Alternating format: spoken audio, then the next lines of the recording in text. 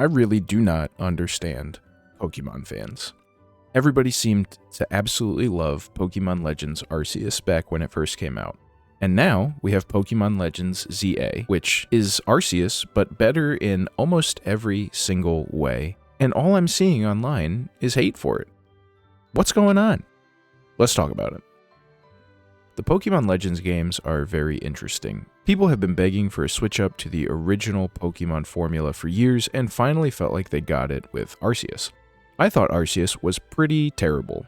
Sure, it was kind of fun to run around and catch Pokemon in a dynamic way. It was an interesting take on the series, but it quickly became extremely tedious as it felt like the only goal in that game was to fill out the Pokédex, and the way you did that was by catching like 76 of the same Pokemon. It was a cool idea, spread way too thin. So now, with the sequel to the series, it felt like they really did focus in on what made that game good, iterating on it to make it better, and shrinking the scope, in a sense, when we talk about the city, to actually make it a much more focused and effective game. One of the biggest changes is that there's no more tedious catching of Pokemon to fill out the Pokédex in the same way as it was with Arceus. Yes, there is actually still a lot of catching that I don't want to say you're required to do, but to unlock a good number of TMs in the game, you do have to complete research tasks, and most of those research tasks are catch a lot of each type of Pokemon.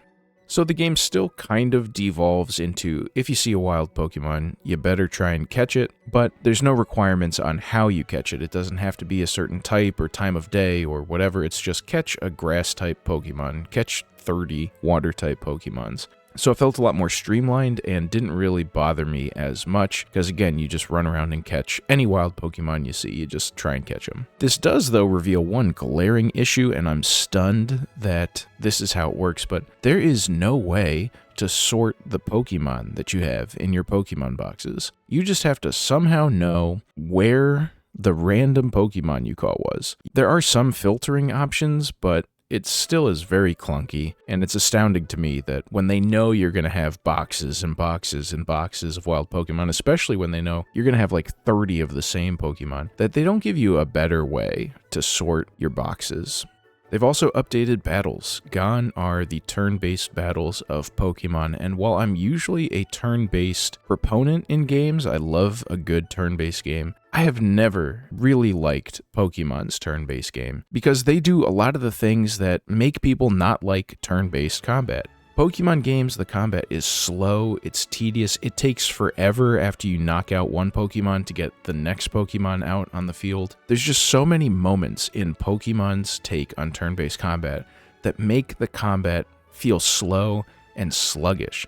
That just really doesn't exist in many other prominent turn-based games these days. Look at Persona, Metaphor, Octopath. Those games have quick, snappy, turn-based combats, and Pokemon needed to do something to update their combat. The cooldown approach and more real-time actually, I think, serves the Pokemon game well, but I do still think it needs some refining. It just felt kind of like button mashing by the end of the game. You really just want to get through your moves as fast as possible. You try and use the one that you think will give you the one-hit kill, and if it doesn't, you're just mashing the next one to try and knock the Pokemon out before your enemy has the chance to hit you again.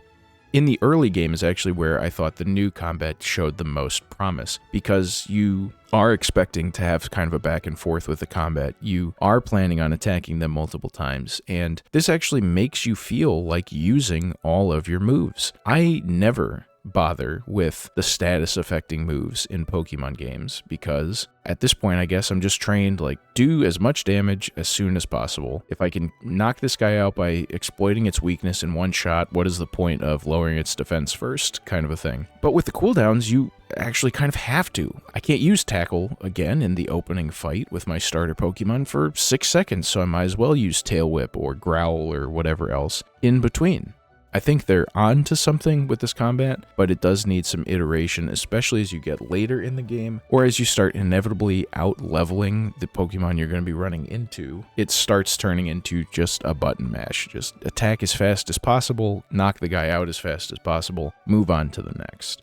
This is actually the problem I had with Pokemon as it goes on. You can actually do more quicker, And I think that actually ultimately hindered my experience with the game. As you get towards the end of the game, you're so overleveled, you're so overpowered, there's so many little side quests to do that you just start kind of disassociating from the game and just mindlessly doing it. Run to the icon on your map, somebody wants to battle you, knock them out real quick. Run to the next item on your map. While you're there, you see a couple Pokemon, so you catch them, you fight the next guy, you do the next thing. None of the side quests really have impact, none of them are that memorable. 90% of the time, it's just, I like this type of Pokemon, or I like using this type of Pokemon move.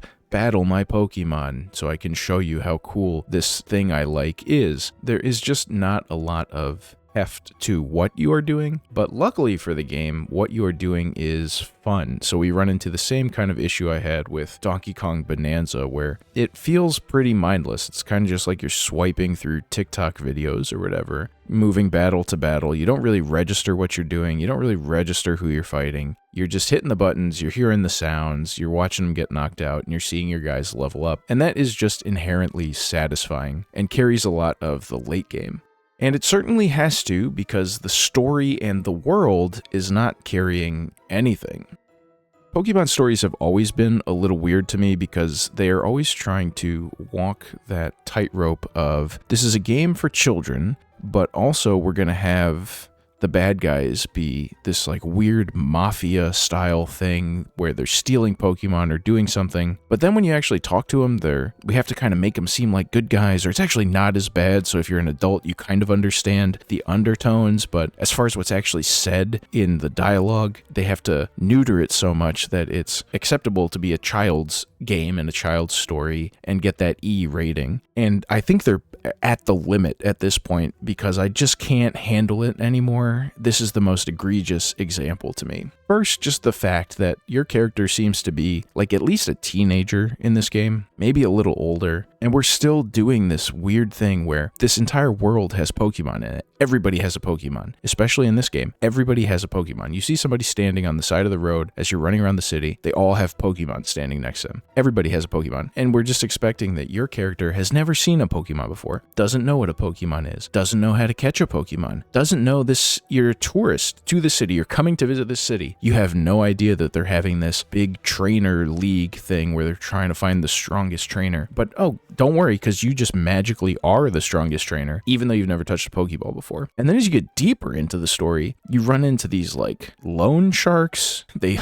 like take advantage of people with horrible loan rates to then get them to essentially be free labor. But then of course the free labor is like, oh, we're really helping the city. Don't worry, we're good guys in disguise. You know, go clean up this area of the city or fight off these wild Pokemon or whatever. It's too much. They tried too hard. You're mixing oil and water here, and it's just awful. It's so dumb. It makes me actively not want to engage with the story. Pokemon's got to figure it out. Either just go full kids mode, and the story is just, I'm a bright-eyed little kid, and I want to go catch Pokemon and have fun, or just commit to the fact that there are bad people, and they're probably going to do some bad things, and we don't have to sanitize every interaction you have with the bad guy. At some point, we gotta pick a direction here.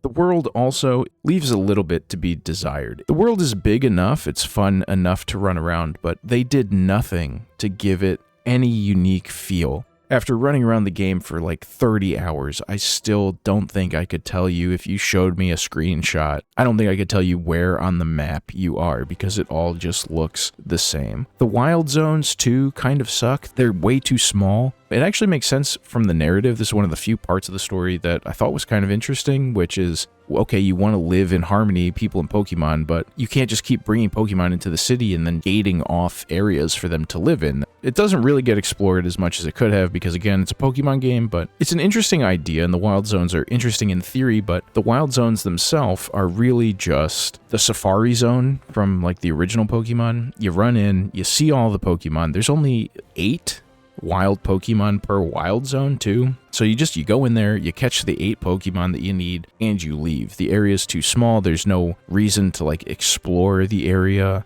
They do bring back the idea of the alpha Pokemon from Arceus, and sometimes when you go to the wild zones, like later in the game, there will be 2 alphas and they'll come at you and then they'll spawn a lot of other Pokemon of the same type, just normal Pokemon. That can get a little hectic. That can be kind of wild when you're essentially 1 versus 10, but that happens very rarely and is the exception, not the rule.